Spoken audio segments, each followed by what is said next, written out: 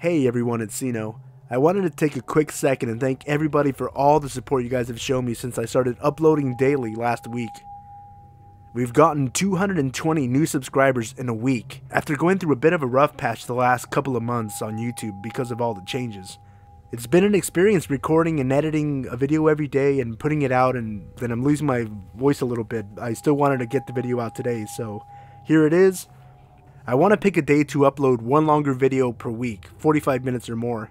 So if there's a certain day of the week that you think would work best, maybe like on the weekend or something, let me know in the comment section down below. Also, I want to do some kind of giveaway, so if you have any ideas of a contest that I could do and what I could give away as a prize, let me know in the comment section down below. I recorded this Friday night and I finally had a little bit of time to catch the first episode of Season 5 of House of Cards. And finally, I'm going to be doing a live stream on my wrestling channel on Sunday. I'll put the link in the video description down below. And that is going to be Sunday, June 4th, 4 p.m. Pacific, 7 Eastern. I'll be doing live commentary for WWE Extreme Rules. So remember, as always, if you enjoyed the video, leave a like, subscribe if you're new for daily uploads, and I hope you enjoyed the video. May your wildest nightmares come true.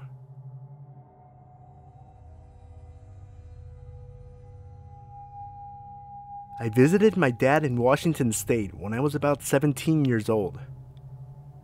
He was doing some work out there, and I was fresh out of school, so I went to stay for a month or so. I thought we would be doing all kinds of touristy things like checking out the Space Needle or taking a hike up Mount Rainier.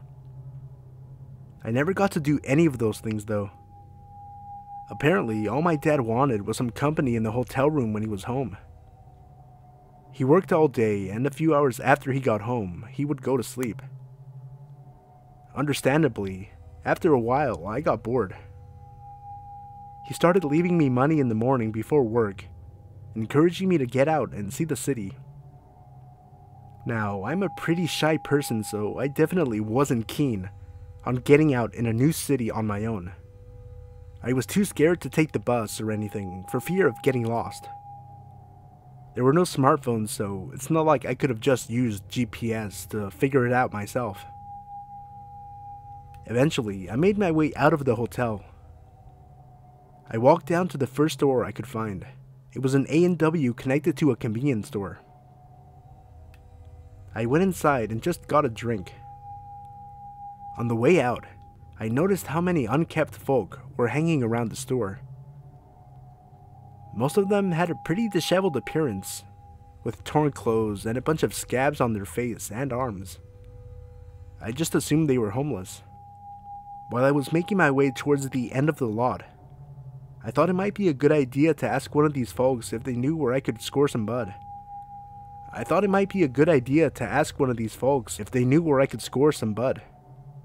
It probably wasn't my best moment, but I was pretty desperate, in a new place with no smoke.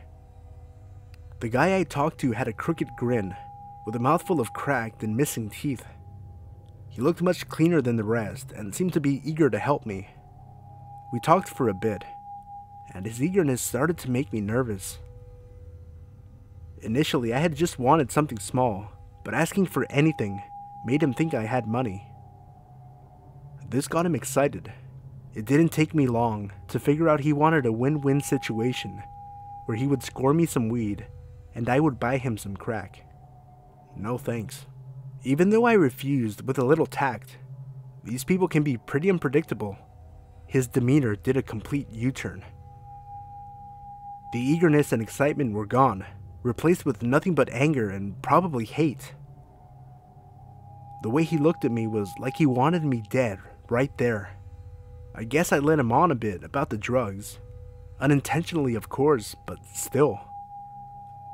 I just kind of backed away from him until I was far enough to turn around and walked a bit faster back than I did on the way there. It was a complete waste of time. I wasn't able to score and sort of got harassed by a local bum. I didn't want to give up though, and decided after my dad got home and went to bed, I would go out and see if I could get some beer. My dad is never one to stay up late. He works really early in the morning, and most of the time he's in bed before 8 p.m. this night wasn't any different. By 8:30, he was completely out. I grabbed his laptop and looked for the closest grocery store. I really didn't want to go back to that A&W. I saw that there was a Safeway maybe 6 blocks away from the hotel. Great. I grabbed my phone and a $20 bill so I had some cash for beer. I was planning to play Hey Mister in front of the store until someone took the bait and bought the beer for me. It wasn't really a long walk, but it was dark. Washington was a lot more, hilly than I'm used to coming from the beach. You couldn't really see too far ahead unless you were walking downhill. While I walked, I thought it was strange that not too many other people were out. I'm not sure what day of the week it was since I was more or less bumming it. Still, it was almost like a ghost town. I got to the Safeway and walked up into the lot. It was situated right next to a pretty big hill with a steep incline. On the side of the building was a flight of concrete steps leading up into the second floor.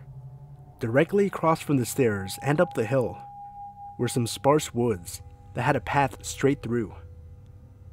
You could tell people used it often as a shortcut to the store.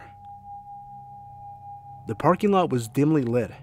It had plenty of lights, but the bulbs were more or less yellow, so it cast an eerie glow on the asphalt. Since it wasn't too late, I really thought nothing of it and began to look for someone close by about to go inside. It didn't take long before I spotted a guy outside, hanging over near the stairs on the side of the building.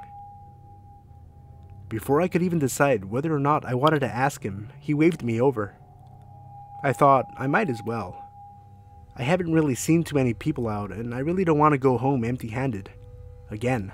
So, I walk over to this guy and see that he's the same type of character I had met earlier. My dad did warn me that certain parts of Washington are prone to tons of hardcore drug users like crack and heroin, but I didn't think he knew what he was talking about. This guy smelled pretty bad. He had about 6 square yellow teeth that I could see, and was wearing clothes 3 sizes too big. His eyes were strange. One was bigger than the other, like he was popping out of his skull a bit.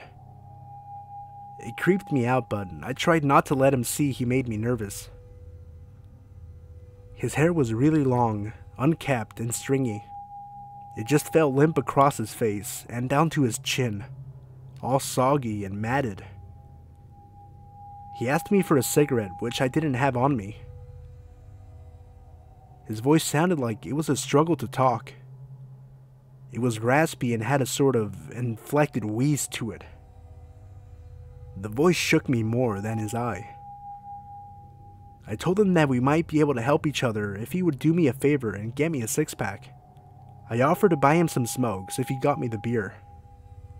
He shrugged and held out his hand, so I assumed that meant yes. I gave him my 20 and watched him walk into the store. Since I was underage, I thought it was a good idea to hang out on the stairs around the side of the building. That way, no one saw him bring me the goods. I probably sat on those steps for a good 20 minutes or so, before I saw him staggering back. He handed me the beer and $3. I was pissed. Not that I knew how much it costs, but I knew it wasn't $17 for a pack of smokes and a 6-pack. I told him I didn't think it cost that much, and he just stared at me with that big eye and a nasty grimace on his face. I just sort of rolled my eyes and grabbed my beer, trying to walk away. I got maybe a few feet before I heard this really weird noise. It sounded like a grunt, but repetitive, like someone was coughing almost, but not trying to be heard. It had a bit of a short, raspy wheeze with really quick breaths. I would almost call it hyperventilating. At first, I thought maybe something was wrong with the guy, so I turned around and just saw him smiling. He wasn't hurt. He wasn't in trouble. He was laughing.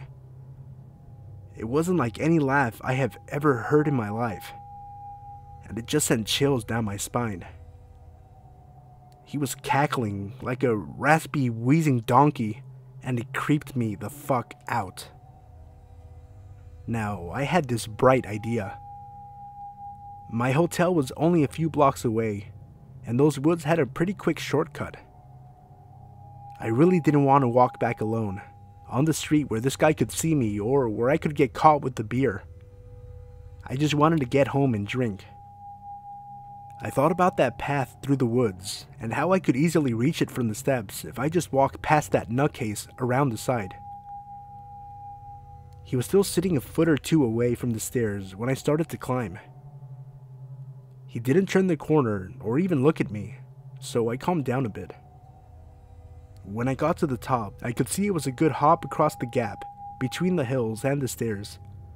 I just thought to myself, oh, this bum could never make this jump the way I saw him stumbling earlier. So I thought I was good to go. I jumped over to the path and started to make my way into the woods. Now, when I said the woods were sparse, it was from what I could see on the outside. Once I was about 5 minutes or so down the path, the brush became much thicker and a little harder to navigate. The foliage had grown over the path in certain places, so you couldn't see it unless you knew it was there. I was trying my hardest to follow the dirt spots that shone through the leaves with the light on my phone. After walking a little more, I couldn't shake the feeling that I was being watched. It's normal when you're paranoid like me, walking alone at night in the woods or not. It's just one of those things that makes you nervous. This was different though. My entire body went rigid. I started getting waves of goosebumps. Kind of like hot flashes, I guess, but it's like an immediate rush of goosebumps over your entire body. It goes as quick as it comes, but it keeps happening. Then I heard it. Swish, swish, swish. I couldn't see anything more than a few feet in front of me, even with a crappy light on my phone. It sounded like something was shifting through the dirt somewhere behind me. It didn't sound like footsteps or anything. It sounded like something was being dragged across the dirt really slow. I stopped right there and just listened for who knows how long. My entire body was frozen, trying to listen through the sound of the night for something unnatural. It stopped, and I eventually shrugged it off as just wood noises and kept walking. Then, about 3 or 4 minutes later, I heard it again. Swish, swish, swish. This time it was definitely closer. It was behind me and to my right side a bit. Like I could look over my right shoulder and be staring in the assumed direction of the noise. Now, this time, I was sure there was someone or something there. Even if it was a loose branch or something dragging in the ground, I wanted some peace. I turned around and called out, just the typical, "Hello?" I only did it to try to ease my mind a bit. You know, you call out, the noises stop, and no one answers, so you can write it off. But this time, something did answer, and it still gives me nightmares when I think about it. Even when writing this, I'm trying not to shake. My hair is already standing up just thinking about what I heard. At first, I couldn't be sure of what I was hearing. It started as a light whisper, just barely audible.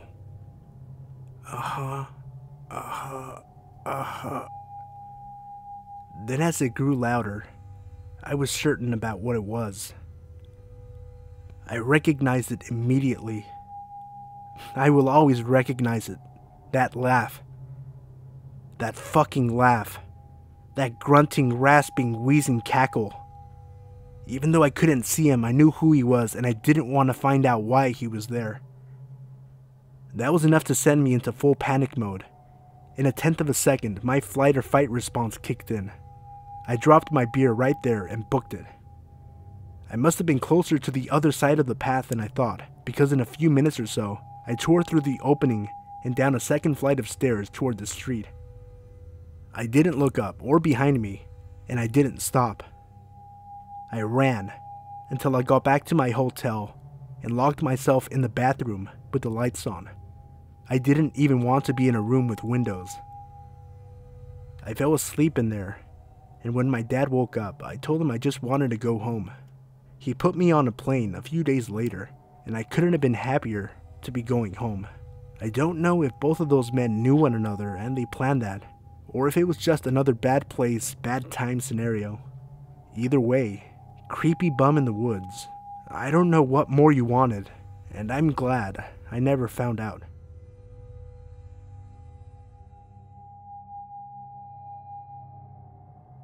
Two nights ago, while walking to my car, an older gentleman named Jeff asked me if I had a cigarette. I politely said no.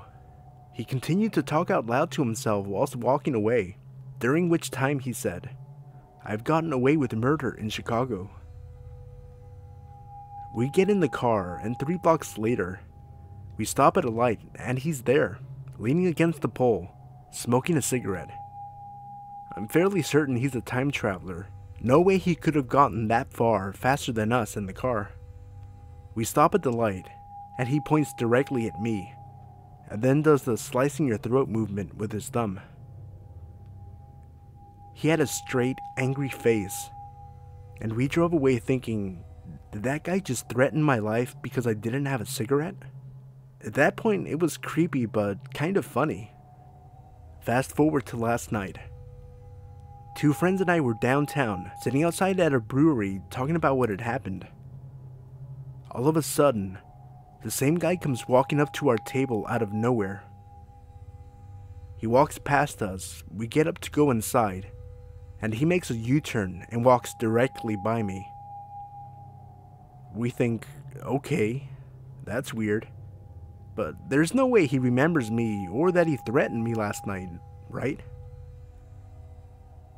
We go to the back and play some foosball. A little over an hour later, we go to leave and he's still right outside the door, waiting for us to leave. Looking at himself in the window, pumping himself up like Rocky before a fight. At that point, it wasn't really funny anymore. For the next 30 minutes, we sat there, seeing what he would do, and he just stayed there, waiting for us, or rather me, to walk out.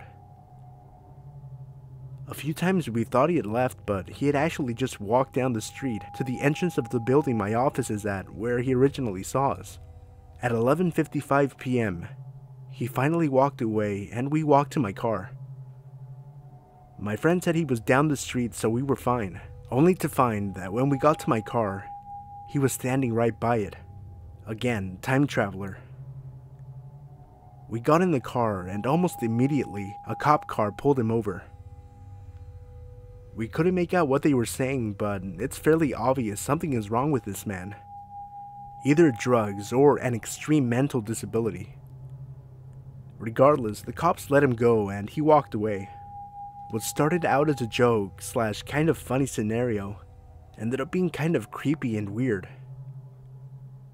Medium build, mid-40s, baseball cap on, and walks really fast while talking to himself. Has anyone seen this guy or encountered him before? I hope he gets help. I'd love to not have to worry about getting killed every time I go downtown.